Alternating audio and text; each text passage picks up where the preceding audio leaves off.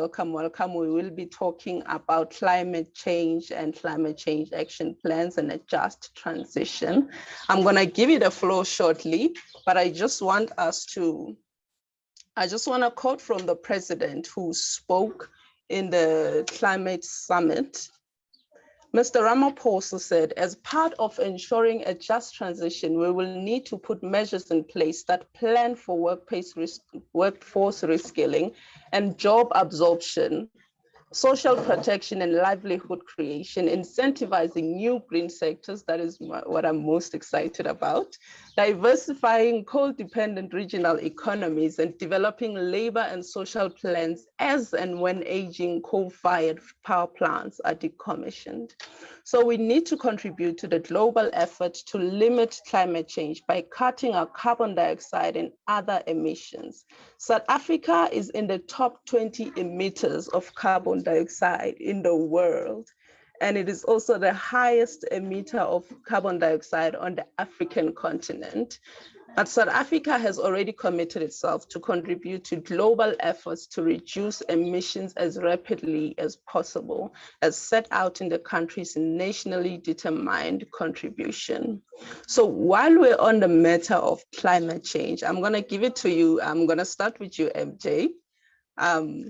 I'm sure I'm not the only one who was affected by the climate change and the weather this year in 2021. I've seen some flames. I believe I've only experienced like 1 month of summer all year round. I've been in the cold forever and I'm in Mpumalanga. So tell me, MJ, could you just introduce yourself, your company, and tell us how the weather has affected your business this year? You can unmute your mic. Hi, everyone. I'm Mary Joy Masetlani. I'm with Groundwork. I have my colleague, Lorraine, from the Africa Coal Network. So I'll also give her an opportunity to answer that question. So I'm working on the Energy Democracy Project with Groundwork. Groundwork is an NGO that works with communities and energy justice organization. So how climate change has impacted us, we see weather's changing, we see floods becoming worse, we see droughts becoming worse. I mean, it's spring, but we're still experiencing cold weathers. So basically what climate change does is that weathers change and everything just becomes exacerbated at an accelerated rate. Thank you. Thank you very much, Selina and MJ.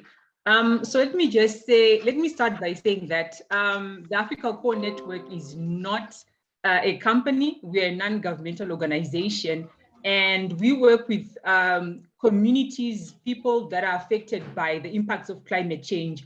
So what we've been working on as the Africa Coal Network is to try and look at the root cause of climate change, what caused climate change, how can we try and reverse the impacts of climate change, how can we better protect the most vulnerable groups in society that are affected by climate change. So we've been empowering various groups across Africa to ensure that their voices are heard, their concerns are heard, and looking at the ways in which they are affected. That is, they've been affected in terms of their livelihoods, agriculture, how they access their livelihoods, how they're affected by pollution, and looking also at the root causes, some of the causes of climate change, and how climate resilience is being affected across African communities. Is that the way in which businesses have been carried out have been having a negative bearing on communities, particularly where the businesses are extractive, cause pollution with regards to air pollution, water pollution, which then affects people's health, people's livelihoods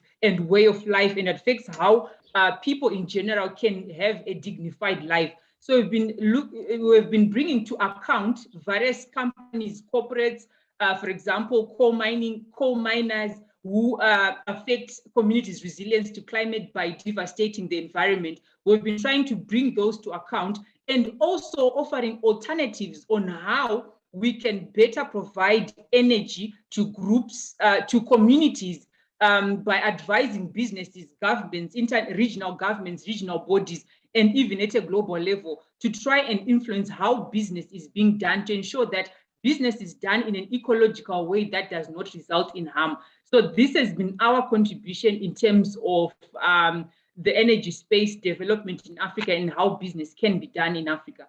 Thank you, Selina.